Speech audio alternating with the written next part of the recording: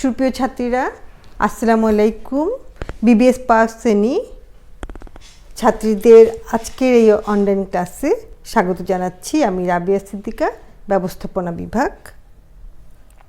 আমরা পড়ছি সাংগঠনিক আচরণ ব্যবস্থাপনা ষষ্ঠ পত্র, কোড 132603। আমাদের আজকের প্রশ্ন সাংগঠনিক আচরণের মৌলিক ধারণাসমূহ। আমরা বোর্ডে যাই। বোর্ডে তোমরা দেখতে পাচ্ছ আমি বেশ কয়েকটা পয়েন্ট দিয়েছি, সেগুলো ধারাবাহিকভাবে একটির পর একটি আমি আলোচনা করছি, তোমরা আমার সঙ্গে থাকো। আমাদের হেডলাইন সাংগঠনিক আচরণের মৌলিক ধারণাসমূহ। এই ধারণাকে আমরা দুটো ভাগে ভাগ করে আলোচনা করব। আমরা মৌলিক যে আচরণগুলো বা যে ধারণাগুলো, আচরণের যে ধারণাগুলো পাই, সেগুলোকে আমরা মানুষের প্রকৃতির সাথে বিবেচনা করব, ভিত্তিতে বিবেচনা করব। আরেকটা হচ্ছে সাংগঠনের বা একটি সংগঠন যে প্রকৃতি, সেই প্রকৃতির সাথে মিলিয়ে আলোচনা করব।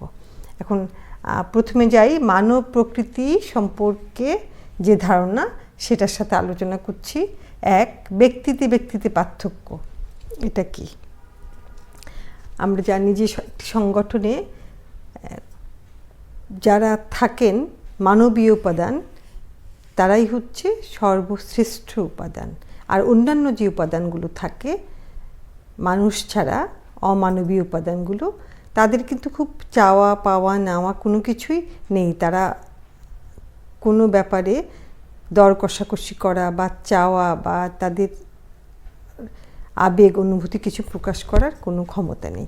তাহলে একটি সংগঠনের সব উপাদানের মধ্যে শ্রেষ্ঠ উপাদান হচ্ছে মানব সম্পদ। এবং এই আচরণ যে আমরা পড়ছি, সাংগঠনিক আচরণ, সেটা কেন পড়ছি?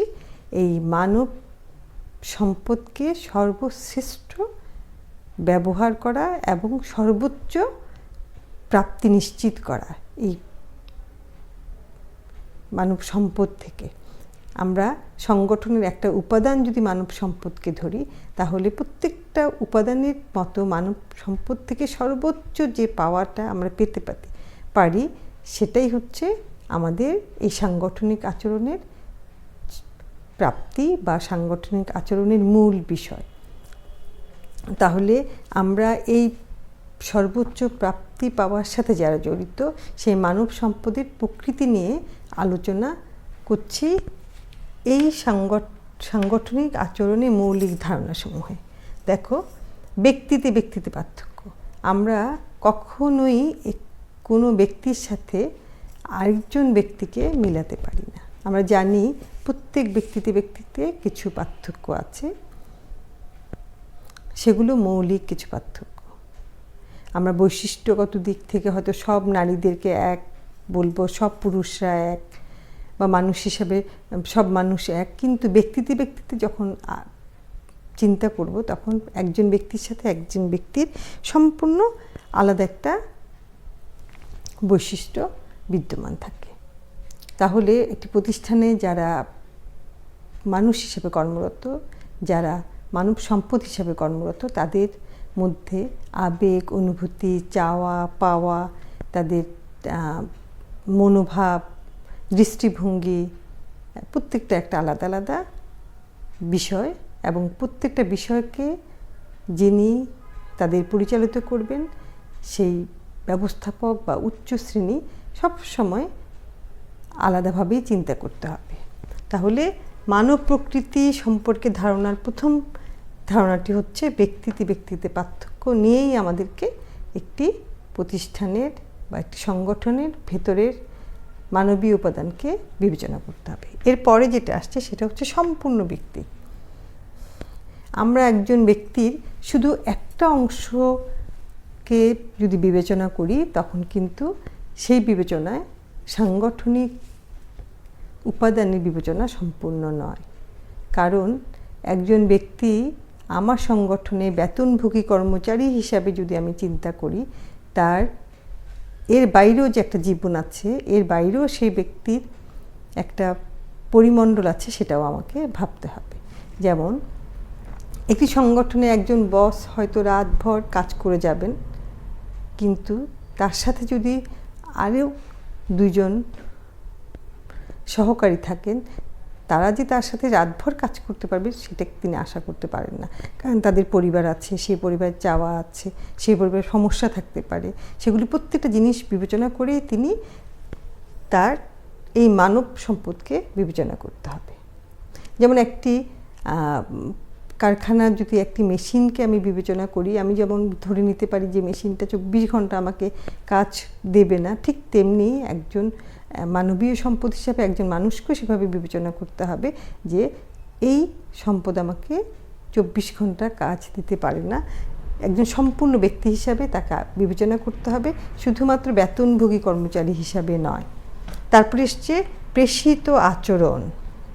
আমরা জানি যারা প্রতিষ্ঠানে কর্মরত তারা সবাই ভালো আচরণ প্রত্যাশা করে এবং প্রতিষ্ঠানের ব্যবস্থাপকরা এই বোধের উপরে নিজেদেরকে চিন্তা করতে হবে যে প্রতিষ্ঠানে যে মূলধন, যন্ত্রপাতি, কাঁচামাল, প্রযুক্তি, কার্যপদ্ধতি বা যে বিভিন্ন কাঠামো, এগুলি কখনোই একটা ভালো কিছু প্রতিষ্ঠানকে দিতে পারবে না যতক্ষণ পর্যন্ত না মানবীয় সম্পদকে আমরা মানব হিসাবে বিবেচনা না করব। যেমন আমি একটু আগেই বলেছি, প্রত্যেক মানুষের আচরণের পেছনে কোনো না কোনো কারণ থাকে। ভালো কারণগুলো যখন বিদ্যমান থাকে তখন মানুষ ভালো আচরণ করে, বা খারাপ কিছু কোনো কারণ থাকলে মানুষ সেটার জন্য খারাপ আচরণ করে। তাহলে আচরণের উপর যে কোনো ব্যক্তির আচরণ অবশ্যই তার ভালো মন্দ প্রকাশ পায়। কোনো ভালো চিন্তা, ভালো চেতনা ভালো আচরণ প্রকাশ করে, আবার খারাপ চিন্তা, খারাপ চেতনা খারাপ আচরণ প্রকাশ করে। এই প্রেষিত আচরণটা কি? যখনই একজন ব্যক্তিকে ভালো কিছু দেওয়া হবে তখন সে তোমাকে ভালো কিছু দেওয়ার চেষ্টা করবে। অর্থাৎ প্রতিষ্ঠান থেকে সে যখন ভালো কিছু পাবে তখন প্রতিষ্ঠানকেও ভালো কিছু দেওয়ার চেষ্টা করবে। এই প্রত্যেক ব্যবস্থাপক, তার প্রতিষ্ঠানে কর্মরত কর্মচারী যারা আছেন তাদের জন্যে অবশ্যই একটা প্রেষিত আচরণ প্রদানে সচেষ্ট থাকবেন। পাশাপাশি কর্মচারীরাও তাদেরকে ভালো একটা আচরণ দেবেন। 4, ব্যক্তির পদমর্যাদা। সাংগঠনিক নীতি এবং নৈতিকতার একটি গুরুত্বপূর্ণ অংশ হচ্ছে ব্যক্তির পদমর্যাদা। কারণ মানবজাতি হিসাবেই শুধু নয়, একজন ব্যক্তি হিসাবেও একজন মানুষ অন্যের কাছ থেকে কি আশা করে? তার মর্যাদা আশা করে। এবং একটি সংগঠনে বিভিন্ন পদে যখন এক একজন ব্যক্তি অধিষ্ঠিত থাকেন তখন সবাই সবার পদমর্যাদা অনুযায়ী তার সম্মান প্রত্যাশা করে এবং মানুষ তার দক্ষতা, যোগ্যতা, সামর্থ্য বাড়িয়ে তার যে কর্তব্য থাকে সেই কর্তব্যনিষ্ঠাও প্রকাশ করে শুধুমাত্র নিজের সম্মান বৃদ্ধির জন্য, এবং কার্যক্ষেত্রে সে প্রত্যাশা করে যে তার কর্তব্যনিষ্ঠার মাধ্যমে বা তার সামর্থ্যের মাধ্যমে সেজন্য তারা যতটুকু মর্যাদা প্রাপ্ত তা পেয়ে থাকে। এবং ব্যবস্থাপকগণ যদি প্রতিষ্ঠানে যারা কর্মরত থাকেন প্রত্যেকটা জনশক্তির বা প্রত্যেকটা মানুষকে ওভাবে মর্যাদা এবং সম্মান নিশ্চিত করতে পারে, তখনই অধস্তনদের নিকট থেকে তারা কাঙ্ক্ষিত ফলাফলও লাভ করতে পারে। মানে মোট কথা হচ্ছে, একজন ব্যবস্থাপক যখনই তার অধস্তনদেরকে তাদের প্রাপ্ত সম্মান দেবেন, সে সম্মান যেভাবেই হোক, মানবিক কারণেই হোক বা তার কার্য থেকে প্রাপ্তির সম্মানই হোক, দিতে জানবেন বা দেবেন, তখনই তিনি তার কাঙ্ক্ষিত আচরণও প্রত্যাশা করতে পারবেন। এরপর যেটা আসছে সেটা হচ্ছে অংশগ্রহণের আকাঙ্ক্ষা। অংশগ্রহণ কি? প্রত্যেকটা মানুষ প্রতিষ্ঠানে বিভিন্ন কাজে অংশগ্রহণ করে কেন? তার যে উন্নয়ন, সে উন্নয়নটা পাওয়ার জন্য আমরা জানি প্রত্যেকটা মানুষ উন্নয়ন প্রত্যাশী, তাই না? সবাই তার কার্যক্ষেত্রে সফলতা চায়, উন্নয়ন চায়, এবং এই উন্নয়নের ভাবনাই তাকে কাজে অবদান রাখতে সাহায্য করে এবং যে কোনো কৃতিত্বপূর্ণ কাজ সুষ্ঠুভাবে সম্পাদনের জন্য তাকে সাহসী করে তোলে। তাহলে এই প্রতিটা মানুষ বা প্রতিটা ব্যক্তি তার অবস্থানে যে প্রতিভা রাখছে, যে সামর্থ্যের স্বাক্ষর রাখছে, কী জন্যে? তার একটাই লক্ষ্য, তার প্রত্যেকটা অংশগ্রহণের যে আকাঙ্ক্ষার একটাই লক্ষ্য, সে নিজের উন্নয়ন প্রত্যাশা করে। এবং কর্মীদের এই প্রত্যাশা পূরণে যদি প্রতিষ্ঠান তাদের সংশ্লিষ্টতা বাড়ানো এবং উন্নয়ন সাধনের প্রয়াস গ্রহণ করে, তবে ইতিবাচক আচরণ তাদের থেকে পাওয়া সম্ভব। তাহলে আমরা মুদ্রা কথা কি বলতে পারছি, যে প্রত্যেকটা মানুষ তার স্বতঃস্ফূর্ত অংশগ্রহণের মাধ্যমে তার উন্নয়ন প্রত্যাশা করে এবং এই উন্নয়নের জন্যেই সে কৃতিত্বপূর্ণ কাজ করে এবং আরও বেশি চ্যালেঞ্জিং কাজগুলো করতে সে সাহসী ভূমিকা রাখে। তাহলে একজন মানুষ সাংগঠনিক আচরণে তার মানব প্রকৃতিতে অংশগ্রহণের আকাঙ্ক্ষার মাধ্যমে কৃতিত্বপূর্ণ কাজগুলো করতে চায় এবং উন্নয়ন প্রত্যাশা করে। এগুলো কিন্তু একটা একটার সাথে জড়িত বলে আমি তোমাদেরকে সেই উপরের সাংগঠনিক আচরণ থেকে শুরু করে মানব প্রকৃতির সাথে অংশগ্রহণের আকাঙ্ক্ষা কীভাবে জড়িত সেটা বোঝালাম। এরপরে এসছে প্রত্যক্ষণ। প্রত্যক্ষণ কি? প্রত্যক্ষণ হচ্ছে পারসেপশান। যে কোনো প্রতিষ্ঠানে বেশ কয়েকজন ব্যক্তি বা কর্মচারী বা মানব সম্পদ জড়িত থাকে, একজন দ্বারা কখনো কোনো প্রতিষ্ঠান পরিচালিত হয় না এবং সম্ভবও না। তাহলে এই যে গোষ্ঠী, এই গোষ্ঠীর বিভিন্ন ধরনের পারসেপশন হতে পারে। একজনের পারসেপশনের সাথে একজনের পারসেপশন কখনো কি হবে না, মিল হবে না। তখন এই পারসেপশনকে বা এই প্রত্যক্ষণকে আমরা যদি আলাদা আলাদাভাবে বিবেচনা করতে পারি এবং ভিন্নতার কারণগুলোতে উপলব্ধির এই ভিন্নতাকে আমরা স্বীকার করে যদি ব্যবস্থাপকগণ যথাযথ পদক্ষেপ নিতে পারি, তখনই আমাদের এই মানব সম্পদকে আমরা সুষ্ঠুভাবে পরিচালনা করতে পারব। এখন চলো পারসেপশনটা কি বা এই প্রত্যক্ষণটা কি? যে কোনো ধরনের একটা উপলব্ধি, খুব সুন্দর একটা পারসেপশনের খুব সুন্দর একটা উদাহরণ আছে। যেমন মেঘের ডাক শুনে কেউ বলে যে বৃষ্টি হবে, আবার কেউ বলে কিসের বৃষ্টি হবে, যত গর্জে তত বসছে না। কিন্তু এটা কেন? দুজন দুই রকম কথা কেন বলল? কারণ এটা পারসেপশনের ভিন্নতার জন্যে। আমাদের যে 5 ইন্দ্রিয় আছে, যেগুলোর মাধ্যমে আমরা আমাদের ব্রেইনে সংকেত পাঠাই, হ্যাঁ, সেই সংকেত পাঠানোর ধরন ব্যক্তিতে ব্যক্তির পার্থক্য হয়। আবার সেই সংকেত পাঠানোর পরে ব্রেন আমাকে কি প্রতিক্রিয়া জানালো, দিয়ে ফিডব্যাক কী আসলো, সেটার উপরেও পারসেপশনের একটা ভিন্নতা হয়। তাহলে প্রতিষ্ঠানে এই মানুষে যে ভিন্নতা, ব্যক্তির পার্থক্য, প্রথম যে পয়েন্টটা আমরা পড়েছি, ব্যক্তিতে যে পার্থক্য, হ্যাঁ, এটার সাথে প্রত্যক্ষণের অনেক বেশি সংশ্লিষ্টতা বা অনেক বেশি সম্পর্ক আছে।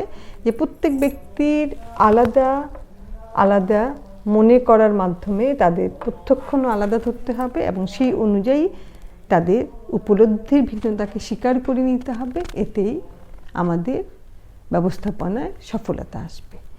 তাহলে আমরা কি আলোচনা শেষ করলাম? সাংগঠনিক আচরণের মৌলিক ধারণার মানুষকে নিয়ে যে ধারণা, মানুষের প্রকৃতি নিয়ে যে ধারণা, সেটা এখন শেষ করলাম। এরপরে এসছে সংগঠনের প্রকৃতি নিয়ে ধারণাগুলো। হ্যাঁ, সংগঠনের প্রকৃতি কি? সামাজিক সিস্টেম বা তন্ত্র। মানুষকে নিয়ে আমরা ভাবছি, মানুষের পার্থক্য কথা চিন্তা করেছি, তারপরে একজন ব্যক্তিকে শুধুমাত্র তার একটা দিক না দেখে বিভিন্ন দিককে দেখার কথা বলেছি, তারপর ব্যক্তিদেরকে উন্নত আচরণের জন্য উন্নত প্রেষণার কথা বলেছি, তাই ব্যক্তির পদমর্যাদাকে মর্যাদা দেওয়ার কথা বলেছি, তারপর তাদের অংশগ্রহণের মাধ্যমে উন্নয়ন প্রত্যাশী হওয়ার কথা বলেছি, তাদের আলাদা পারসেপশনের কথা বলেছি। আর এগুলোর সাথে সংগঠনের প্রকৃতিকে আমরা কী নিয়ে আলোচনা করব। দেখো, 1 নম্বর হচ্ছে সামাজিক সিস্টেম বা তন্ত্র। সংগঠনকে শুধুমাত্র সংগঠন ভাববো না, সংগঠনকে আমরা ভাববো এটা একটা সামাজিক সিস্টেম। যেমন সমাজবিজ্ঞানের মতে সংগঠন একটা সামাজিক সিস্টেম। এটা কে বলেছে? এই সামাজিক সিস্টেম ভাবার কথা কে বলেছে আমাদেরকে? এটা বলেছে সমাজবিজ্ঞান। অনেকগুলো সাব সিস্টেমের সমষ্টি হচ্ছে একটি সংগঠন। যেমন সংগঠন কি বিভিন্ন মালিক, কর্মী, হ্যাঁ, তারপরে এদের একত্রিত হওয়ার মাধ্যমে একটি সংগঠন গঠিত হয়। এবং এই সাথে আরও কি যোগ হয়? বিভিন্ন বিভাগ, উপবিভাগ, ইউনিট, সাব ইউনিট, দল, উপদল, হ্যাঁ, এরকম করে করে একক সংগঠন থেকে একটা কর্পোরেট সংগঠনের ধারণা পর্যন্ত আমরা যেতে পারি। তাহলে এই ধারণাগুলো সব কিছুই একটা সিস্টেম। কি সিস্টেম? সামাজিক সিস্টেম। এবং সাংগঠনিক আচরণ মনে করে একটা সংগঠনের বিভিন্ন ব্যক্তি, দলের আচরণ অন্যের দ্বারা প্রভাবিত হয়। শুধুমাত্র একজনই আমরা এই যে বিভিন্ন মানুষের যে প্রকৃতিগত পার্থক্যগুলো যে পড়েছি, হ্যাঁ, সেখানে আমরা যে আলোচনাগুলি করেছি, সেই আলোচনারই একটি বিরাট আলোচনা হচ্ছে সামাজিক সিস্টেমটা। আমরা কি পড়েছি এখানে? ব্যক্তির পদমর্যাদার কথা পড়েছি, ব্যক্তিতে ব্যক্তির পার্থক্য পড়েছি, একজন ব্যক্তিকে সম্পূর্ণ ব্যক্তি হিসেবে ভাবতে পড়েছি। ঠিক তেমনি একজন ব্যবস্থাপক এই সামাজিক সিস্টেমে কি করেন? তার কর্তব্য হলো সংগঠনকে একটা সামাজিক সিস্টেম হিসেবে বিবেচনা করা এবং সকল ইউনিটকে একটি দলীয় প্রচেষ্টার একটা সর্বোচ্চ অবদান হিসাবে চিন্তা করা। শুধুমাত্র একজনের প্রচেষ্টায় কখনোই একটি সংগঠন প্রতিষ্ঠিত হতে পারে না। এটি একটি দলীয় প্রচেষ্টা এবং সেই দলীয় প্রচেষ্টার ভেতরে কি থাকে? আনুষ্ঠানিক, অনানুষ্ঠানিক রীতি থাকে, নীতি থাকে এবং একজন ব্যক্তির সমস্যার সাথে আরেকজন ব্যক্তির সমস্যা জড়িত থাকে। একটি দলের বা একটা ইউনিটের সমস্যার সাথে একটি দলের বা ইউনিটের সমস্যা জড়িত থাকে। এগুলি প্রত্যেকটাকে একত্রিত করে আমরা একটা সিস্টেম হিসাবে এই সাংগঠনিক আচরণকে চিন্তা করতে হবে। এবং সংগঠন কাঠামো, কাজের পদ্ধতি ও কার্যক্ষেত্রে প্রয়োজনীয় পরিবর্তন আনা, এগুলি প্রত্যেকটাই সাথেই এই পরিবর্তনের ধারাগুলি সম্পর্কিত। এরপর এসছে পারস্পরিক স্বার্থ। মানুষ ছাড়া সংগঠন হয় না, আবার সংগঠন ছাড়া মানুষ কিছু অর্জন করতে পারে না। আমরা এটা জানি, এটা আমরা বেশ কিছু ইনডাইরেক্ট প্রশ্নে এগুলো দেখেছি। তাহলে সংগঠনকে যদি আমরা একটি সিস্টেম বলি, আর মানুষই সেই সিস্টেমের আসল নায়ক। অর্থাৎ সংগঠনে যে কাঠামো দাঁড় করানো হয়, সেই কাঠামোতে ব্যক্তিরাই হচ্ছে মূল উপাদান, মানুষই হচ্ছে মূল উপাদান। লক্ষ্য অর্জনের জন্য মানুষের যে পরিবেশ, হ্যাঁ, এবং সাথে যে পারস্পরিক সম্পর্ক কাঠামো গড়ে তোলা, এগুলি হচ্ছে সংগঠনের একটি জাল বলবো, একটির সাথে সম্পর্কিত একটা জাল। আমরা যে কোনো প্রতিষ্ঠানের লক্ষ্য অর্জনের জন্য 1 নম্বরে মানুষকে চিন্তা করি, এরপরে পরিবেশকে চিন্তা করি এবং তাদের সম্পর্ক মাধ্যমে একটি কাঠামো তৈরি করাকে আমরা চিন্তা করি। তাই সংগঠন এবং জনশক্তির পারস্পরিক যে স্বার্থ রক্ষা, এটার জন্যে লক্ষ্য নির্ধারণ করতে হয়, কার্য পরিচালনা পারস্পরিক স্বার্থের বিষয়টি সর্বোচ্চ সমন্বয় করতে হয়। আর এইরূপ উচ্চমাত্রিক লক্ষ্য নির্ধারণ করে কাজ করা গেলেই সংগঠন ও জনশক্তি উভয় স্বার্থই রক্ষিত হতে পারে। তাহলে পারস্পরিক স্বার্থ যে আমাদের পয়েন্টটা ছিল, সেখানের মূল কথা কি? মানুষ এবং সংগঠন এই দুয়ের মাধ্যমে আমরা লক্ষ্য অর্জন করি। সংগঠন ছাড়া মানুষ চলতে পারে না, আবার মানুষ ছাড়া সংগঠন চলতে পারে না, আবার সংগঠন ছাড়া মানুষ কিছু অর্জনও করতে পারে না। তাই যে লক্ষ্য অর্জন করতে গেলে আমাদের অবশ্যই সংগঠন ও জনশক্তি উভয়ের স্বার্থ রক্ষা করে চলতে হবে। 3, নৈতিকতা বা নৈতিক আচরণ বা ব্যবহার। প্রযুক্তিগত উন্নয়নের সুবাদে সংগঠনে কর্মরত জনশক্তিরা আগের তুলনায় এখন অনেক বেশি দক্ষ এবং কারিগরি যোগ্যতা সম্পন্ন, এবং একই সাথে তারা নিজেদের ব্যাপারে সচেতন, তাদের ভালো মন্দ বোধ, অধিকার ব্যাপারে তারা অনেক বেশি সচেতন। তাদের সাথে যদি শিষ্টাচার বহির্ভূত আচরণ করা হয়, তাদের অধিকারে যদি হস্তক্ষেপ করা হয়, তারা যেমন খুব ক্ষুব্ধ হয়, ঠিক উল্টো যখন তাদের অধিকার দেওয়া হয় এবং তাদের সাথে ভালো ব্যবহার করা হয়, তখন কিন্তু তারা প্রতিষ্ঠানকে দিতে চায় এবং তাদের কাছ থেকে উন্নত এবং সর্বোত্তম আচরণটাও প্রত্যাশাও করা যায় এবং তারা দিতে প্রস্তুত থাকে। এই জন্যে সাংগঠনিক লক্ষ্য বা কাজ যখন নৈতিকতা সম্পন্ন হয়, তা কিন্তু বহুমাত্রিক একটা সুবিধা অর্জন করতে পারে। যেমন সেটা ব্যক্তিক, প্রাতিষ্ঠানিক, সামাজিক সব ধরনের উদ্দেশ্যই এ দ্বারা অর্জিত হয়ে থাকে। তাহলে আমরা দেখছি যে পারস্পরিক স্বার্থের ধারণায় এর আগে আমরা যেটা আলোচনা করেছিলাম পারস্পরিক স্বার্থ, সেই ধারণায় আমরা কি দেখেছি? আমরা দেখেছি যে জনশক্তি, প্রতিষ্ঠান এবং জনশক্তির পারস্পরিক স্বার্থ রক্ষার কথা সেখানে বলা হয়েছে, কিন্তু নৈতিক ব্যবহারের মাধ্যমে এই ধারণা বা সামাজিক স্বার্থ এবং উন্নয়নের ধারণাও এখানে সম্পৃক্ত হয়েছে। এখানে যে দুটো ধারণার কথা আমরা বলেছিলাম, যেমন প্রতিষ্ঠান এবং জনশক্তির পারস্পরিক সম্পর্ক বা স্বার্থ রক্ষা, এই সাথে সামাজিক স্বার্থ এবং উন্নয়নের ধারণাও নৈতিকতার সাথে সম্পৃক্ত করেছে বা জোরদার করেছে।